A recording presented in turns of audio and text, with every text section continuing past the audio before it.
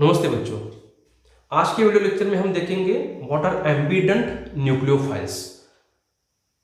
एम्बीडेंट का मतलब ये होता है कि the group which is capable और the nucleophile which is capable to attack through two different atoms और टू डिफरेंट साइट्स।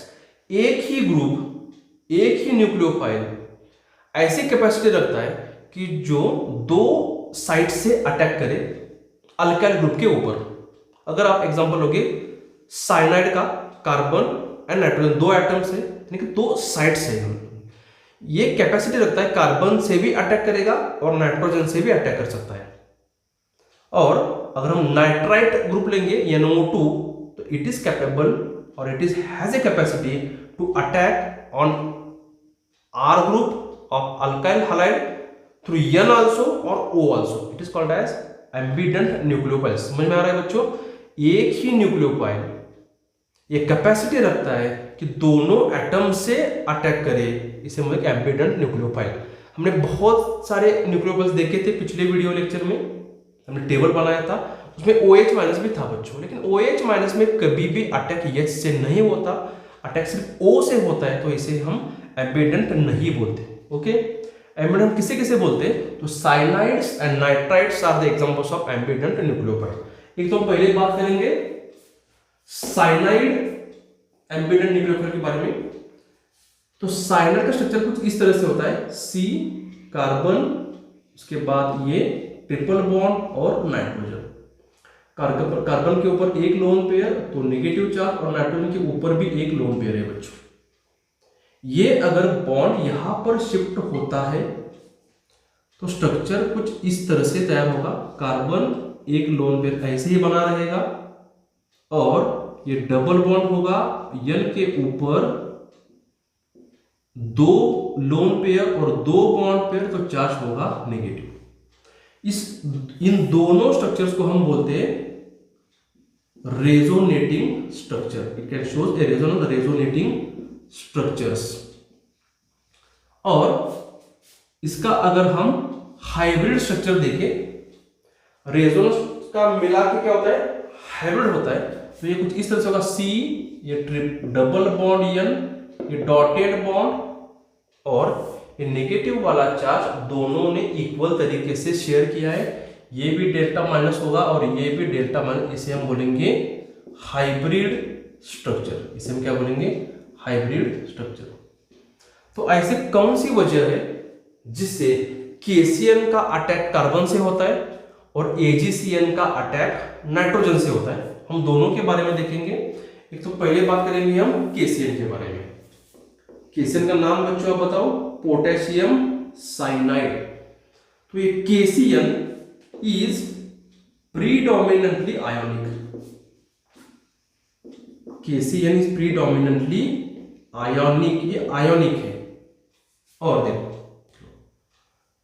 आयोनिक होने के कारण ये KCN है बच्चों, ये K, ये C ट्रिपल बॉन्ड N। हमने देखा है कि ये साइनाइड कैपेसिटी रखता है, N से भी अटैक करे बच्चों और C से भी अटैक कर सकता है। और ये क्योंकि ये मेटल और कार्बन के बीच का बॉन्ड आयोनिक बॉन्ड है। मेटल यानी कि ये बहुत ही इलेक्ट्रोपॉजिटिव मेटल है, इसलिए ये बहुत ही कैसा है? इलेक्ट्रोपॉजिटिव मेटल है। उसके साथ हम अगर हम देखेंगे AgCN सिल्वर साइनाइड, ये क्या है? It is predominantly covalent. बहुत ही कॉन्सेंट्रेट होकर देखो बच्चों आप, और लास्ट तक देखो। हम इसे कुछ इस तरह से लिखेंगे AgC ट्रिपल बॉन्ड N। ये बॉन्ड बच्चों कोवैलेंट बॉन्ड है, कोवैलेंट बॉन्ड। सिल्वर और कार्बन ने ये बीच वाला इलेक्ट्रॉन पेयर तकरीबन नियरली इक्वल तरीके से शेयर किया है, क्योंकि सिल्वर इतना ज्यादा इलेक्ट्रोपॉजिटिव नहीं है जितना कि पोटेशियम है। तो ये बॉन्ड क्या है बच्चों? ये बॉन्ड प्योरली नहीं, प्रीडोमिनेंटली आयोनिक है। तो इसके इलेक्ट्रॉन्स कार्बन की तरफ आएंगे बच्चों, इसके इलेक्ट्रॉन्स कार्बन की तरफ आएंगे और K+ बन के बाजू में हो जाएगा। तो ये कुछ इस तरह से होगा, K+, क्योंकि कार्बन इलेक्ट्रोनेगेटिव है, पोटेशियम हाईली इलेक्ट्रोपॉजिटिव, तो इलेक्ट्रॉन पेयर कार्बन की तरफ शिफ्ट होगा और इस तरह से स्ट्रक्चर आएगा। ये कार्बन, इसके ऊपर एक लोन पेयर, ये नेगेटिव चार्ज, और N के ऊपर एक लोन पेयर। ओके, तो कार्बन के ऊपर नेगेटिव चार्ज हो गया। ये दोनों भी कैपेसिटी रखते हैं बच्चों इलेक्ट्रॉन पेयर डोनेट करने के। यहां से अटैक नाइट्रोजन से भी हो सकता है और कार्बन से भी हो सकता है। हम दोनों के बारे में बात करेंगे। अब पूरा हो जाने के बाद, समझने के बाद आपके नोट्स बनाओ। हमारा मेन रिएक्टेंट बताओ कौन है? मेन रिएक्टेंट इस पूरे रिएक्शन सीरीज का तो अल्काइल हैलाइड है बच्चों। समझो ये अल्काइल हैलाइड है, R X, इसमें हमने ऐड क्या किया? KCl ऐड किया। KCl से K+ को हटाओ। अभी आप यहां पर लिखो ये C, ये लोन पेयर, ये नेगेटिव चार्ज, ये ट्रिपल बॉन्ड N, और ये सपोज एक बार लिखेंगे C ट्रिपल बॉन्ड N बच्चों, यहां पे लोन पेयर नेगेटिव चार्ज। समझो सपोज एक बार हमने कार्बन से अटैक किया और एक बार हमने नाइट्रोजन से अटैक किया, क्योंकि दोनों भी कैपेबल है इलेक्ट्रॉन पेयर रिलीज करने के। If attack is through carbon, तो बॉन्ड किसके बीच में बनेगा? बॉन्ड बनेगा R और C के बीच में। ओके, ये बनेगा क्या? R ट्रिपल C बॉन्ड, ये बन जाएगा। अगर कार्बन की तरफ से है तो बच्चों, और अटैक अगर नाइट्रोजन की तरफ से है तो क्या होगा? R N triple bond C होगा। इनमें से देखो ये C है और ये भी C है ना, R का मतलब कार्बन ही होता है, तो ये बॉन्ड होगा कार्बन के बीच में। ये बॉन्ड बनेगा कार्बन और नाइट्रोजन के बीच में। अगर दोनों में से कौन सा बॉन्ड सबसे स्ट्रांग है, आप प्रिंसिपल क्वांटम नंबर का रेफरेंस लेके बताओ। Extent of overlap is greater when two same principal quantum number overlaps with each other। अगर ओवरलैप दो सेम प्रिंसिपल क्वांटम नंबर में होता है तो बॉन्ड बहुत ही स्ट्रांग बनता है। इसलिए ये कार्बन का बॉन्ड बहुत ही स्ट्रांग है कार्बन नाइट्रोजन से। तो स्ट्रांग बॉन्ड बनेगा या फिर वीक बॉन्ड बनेगा बच्चों स्ट्रांग बॉन्ड। देखो ये दोनों भी कैपेसिटी है C से भी अटैक करने की और नाइट्रोजन से भी अटैक करने की। अगर कार्बन से अटैक करता है तो बॉन्ड बनता है कार्बन के बीच में, और अगर ये नाइट्रोजन से अटैक करता है तो बॉन्ड बनेगा कार्बन और नाइट्रोजन के बीच में। और हम जानते ये हैं कि कार्बन का बॉन्ड बहुत ही स्ट्रांग है। किससे? कार्बन नाइट्रोजन से। तो फॉर्म क्या होगा? फॉर्म होगा कार्बन के बीच में बॉन्ड, और हमारा प्रोडक्ट होगा RCN। हमारा KCl के अटैक के बाद हमारा प्रोडक्ट RNC नहीं होगा। इसलिए by the attack of potassium cyanide on alkyl halide the main product is alkyl cyanide, इसे हम नाइट्राइल बोलते हैं। Okay, clear? देखो हम पूरी कोशिश कर रहे हैं आपको समझाने की। अगर AgCl हम ऐड करते हैं रिएक्शन मिक्सचर में तो ये बॉन्ड कोवैलेंट बॉन्ड है बच्चों, प्रीडोमिनेंटली कोवैलेंट। तो कार्बन पूरी तरीके से इलेक्ट्रॉन पेयर को अपनी तरफ नहीं खींचेगा। अगर ये कार्बन पूरी तरीके से इलेक्ट्रॉन पेयर अपनी तरफ नहीं खींचता है तो इस प्रकार से कार्बन के ऊपर लोन पेयर नहीं आने वाला। और अगर कार्बन के ऊपर लोन पेयर नहीं आता है तो सिर्फ नाइट्रोजन ही कैपेबल है to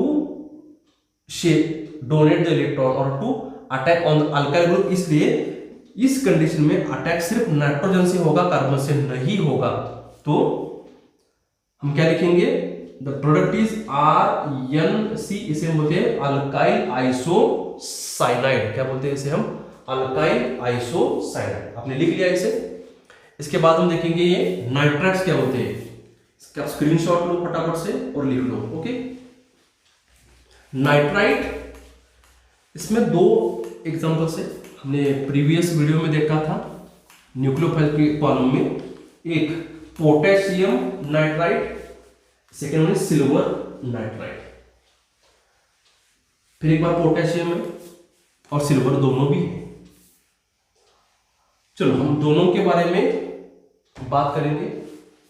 KnO2, KnO2, second one है AgNO2, it's name is potassium nitride, इसका नाम है सिल्वर नाइट्राइड। ये पोटेशियम का बॉन्ड N के साथ है, लेकिन N के साथ नहीं है बच्चों, ये O के साथ बॉन्ड है। इसको हम लिखते हैं कुछ इस तरह से, KON डबल बॉन्ड O और यहां सिंगल बॉन्ड O। N के ऊपर एक लोन पेयर, इस ऑक्सीजन के ऊपर दो लोन पेयर स्टेबल है, इसके ऊपर भी दो लोन पेयर, ये भी स्टेबल है, ये भी स्टेबल है। इन दोनों के बीच में बॉन्ड ब्रेक होगा क्योंकि potassium is electropositive, oxygen is electronegative.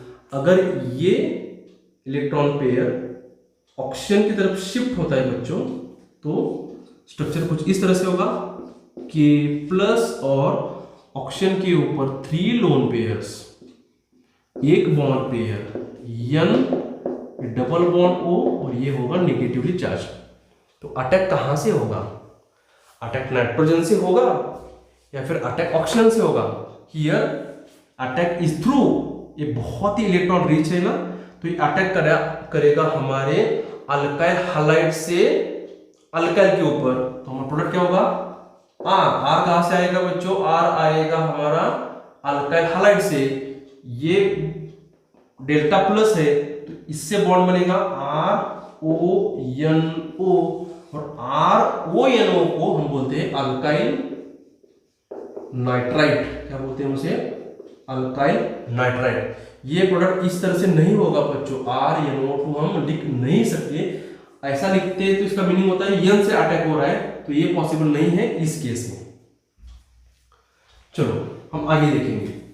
ये कुछ हम इस तरह से लिखते हैं, AgO, उसके बाद लिखेंगे N।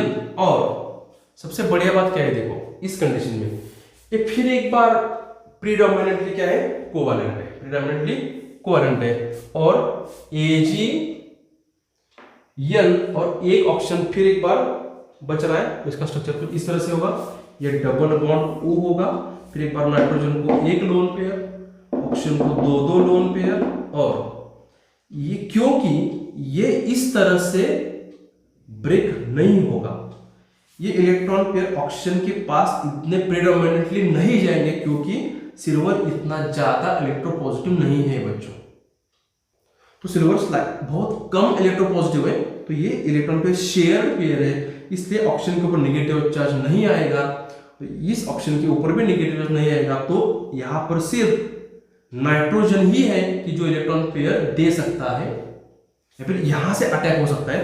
तो हम क्या करेंगे, ये हमारा RH है, RH the main reactant substrate, तो ये बॉन्ड X की तरफ जाने वाला है, R के ऊपर डेल्टा प्लस आने वाला है, ये हमारा इलेक्ट्रॉन रिच सेंटर है, ये N से अटैक करेगा। और the incoming product is RN, ये RNO2, it is called as nitro alkane. तो देखो हमने क्या देखा, बहुत ही इंपॉर्टेंट लेक्चर है ये आज का। अगर हम RH को लेते हैं अल्काइल हैलाइड को, और अल्काइल हैलाइड को लेकर हम 4 रिएक्शंस कैरी करते हैं। 4 कौन से?